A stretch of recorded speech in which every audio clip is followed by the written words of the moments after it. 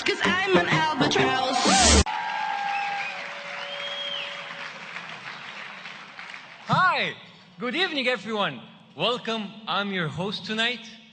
My name is Bاسم Yusuf, and I'm an Arab. That sounds like a bit in a 12-step program.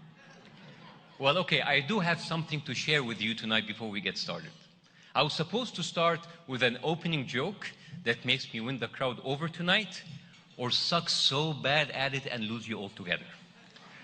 But what happened, that plan changed last week. The world is still in a state of trauma. Not just from Paris, but also from Mali, Beirut, Nigeria, Kenya, and Sinai in Egypt, where I'm from. And on and on and on. It's brutal, it's horrible, and it's unfair. But when people get together to celebrate art and creativity and the best of what the human race can aspire to, we find our capacity to heal and to grow. I like to think that me being here is a part of that healing. The Academy chose me, an Arab Muslim, to host this event months ago. Maybe out of confidence in my ability. Thank you.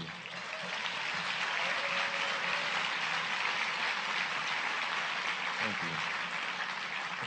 They chose me, maybe out of confidence in my ability or lack of funds to get anyone better. But it happened, and here I am. Now that we have gotten that out of the way, I will continue to do what I had planned to do from the beginning. Suck at being your host. But we'll have fun, because when we laugh, they lose. When we laugh and do what we do here tonight,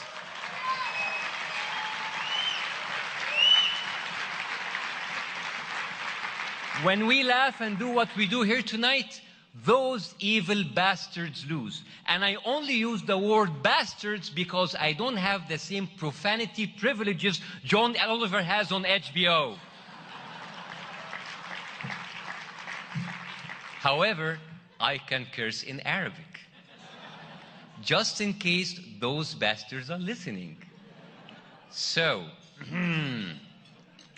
يلعن ميتين أبوكم كلكم يا أولاد الوسخة. Whoa, thank you. It sounded dirty, right? It is. It is. It is.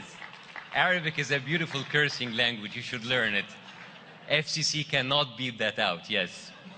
Now I feel better. So, as I told you, I am from the Middle East, like Jesus, in case you forgot. But still, it's not the best neighborhood to be from at the moment. You know, NBC might not be broadcasting these awards, but the NSA surely is.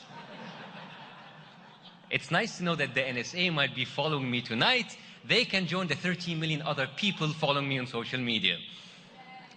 And like you saw in that great video, I am a political satirist and a convicted felon.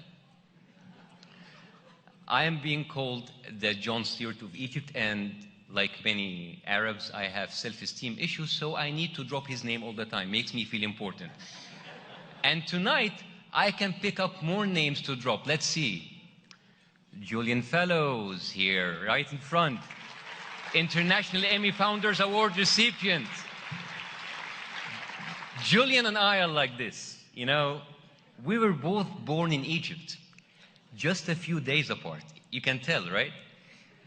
عامل ايه اليوم؟ تمام؟ حبيبي؟ باشا؟ Okay. And now there's Richard Plepler.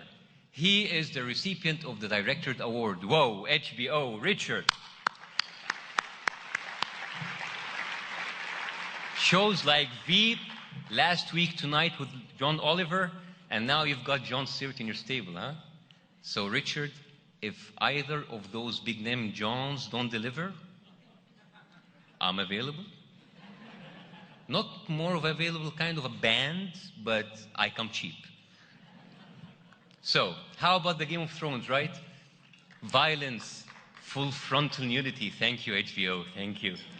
An intoxicating mix of power, betrayal, greed, fire-breathing dragons, and sex. The only other place on TV that you can catch all that is the American presidential debates. Except the sex, of course. The debates, huh? Now that's a Game of Thrones. Donald Trump. Donald Trump, I mean, even Fox News doesn't know how to get the lead back on that kind of crazy. And when you're too crazy for Fox, you've got a huge problem. But who am I to judge? I mean, here you call Donald Trump a crazy, stupid bigot with no vision. Back in the Middle East, we call that Tuesday. The Middle East is like one big dysfunctional family on the worst reality show ever, and it broadcasts 24/7. I don't know why we can't all just get along. I mean, we're not that different from each other. I mean, Jews are chosen by God. We are chosen by Homeland Security. If only Muslims and Jews can settle their differences in a Christian manner.